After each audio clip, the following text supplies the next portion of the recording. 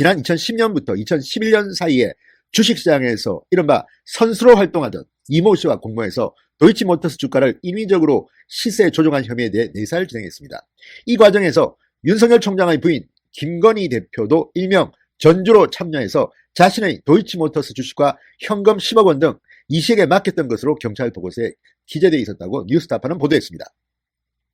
자, 뉴스타파가 보도한 경찰 수사첩보 보고서, 김 대표는 2010년 10월 초 권 회장으로부터 이 씨를 소개받았고 김 대표는 이 씨에게 주식을 일임하면서 신한증권 계좌 10억 원으로 도이치 주식을 매수하게 하였다. 이런 내용의 자필서가 포함되어 있었다고 합니다. 자, 뉴스타파는 김 대표가, 김건희 씨가 윤석열 총장의 부인이 보유하고 있던 도이치모터스 주식과 10억 원이 들어있는 신한증권 계좌를 이 씨에게 맡겼다는 뜻으로 해석된다. 이렇게 보도했습니다. 자, 이 시기, 김건희 씨가 권 회장으로부터 이 씨를 소개받은 것으로 기록된 이 시기는 윤석열 검찰총장과 결혼하기 약 2년 전입니다. 자, 뉴스타파는 아울러 당시 도이치모터스 주가 조작 혐의에 대한 내사는 금감원이 경찰의 자료 제공 요청을 거부하면서 정식 수사로는 전환되지 못했다고 보도했습니다. 자, 과연 이 말이 맞는 걸까요?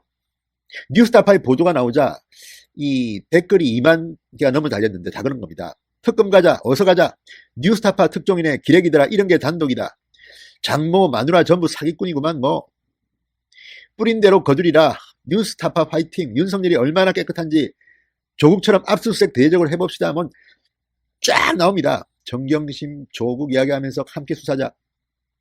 그런데 사실일까요? 자, 경향신문가 이 보도에 대해서 이렇게 보도했습니다. 경찰은 김 씨가 내사 대상자가 아니었다고 말했다.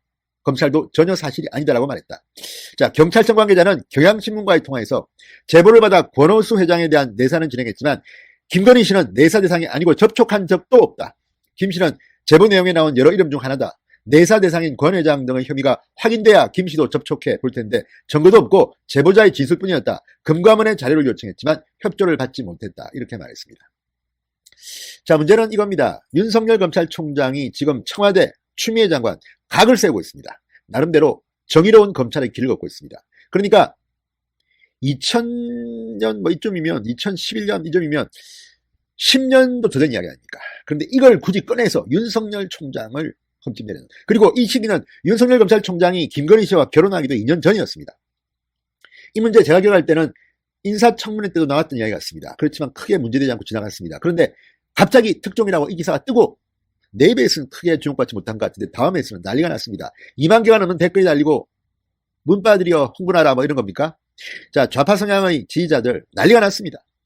윤석열은 정말 검찰총장 특검에도 받아야 될 것처럼 보였습니다. 그러나 얼마 뒤 평정됐습니다. 내사한 적 없네. 경찰도 꼬리 내렸습니다. 자, 이런 것들을 보면 지금 윤석열 검찰총장이 얼마나 무시무시한 존재인가, 저쪽 진영한테는 얼마나 어마어마한 저승사자인지를 알 수 있습니다. 자, 시간 지나면 금방 드러날 이런 일, 왜 이렇게 논란이 되고 또 뜨겁게 달굴까요? 이 기사를 보면 윤석열 검찰총장은 어떤 생각이 들까요? 김건희 씨에 대한 공격이 한두 번이 아니었지만 느닷없이 왜 이 시점에 총선을 얼마 앞두지 않고 또 윤석열 검찰총장이 이번 총선 냉정하게 지시를 합니다. 엄정 공정하게 수사하고 관리하라.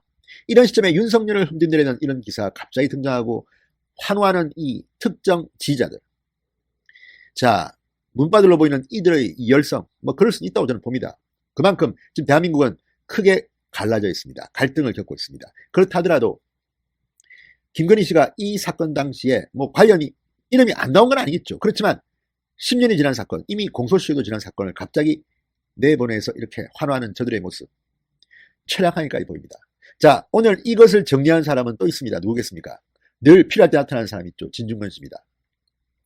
자, 진중권 씨가 또 글을 올렸습니다.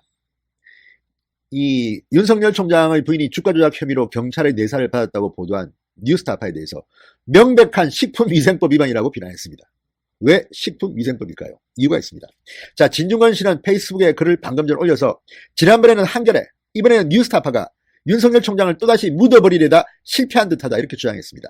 지난번 한겨레는 김학의 전 차관과 관련된 그 성접대 의혹이 있던 그 별장에 윤석열이 초대됐다 뭐 이런 뉘앙스의 기사를 썼다가 난리가 났었죠. 이번에 뉴스타파는 또 윤석열 총장의 부인을 건드렸습니다.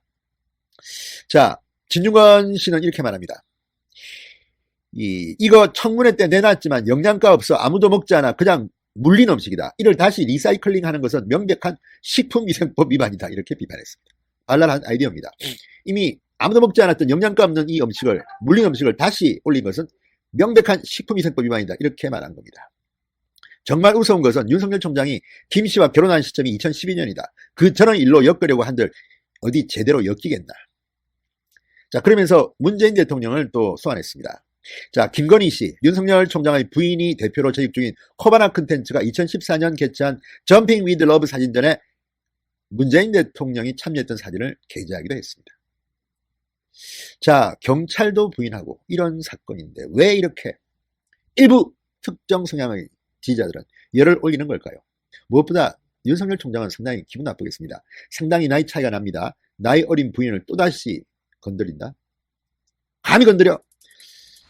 화가 좀 많이 났을 것 같습니다. 그렇지만 담담하게 윤석열 총장은 하시던 대로 진실한 검사의 길을 가시기 바랍니다. 신성호의 직설이었습니다. 여러분 감사합니다.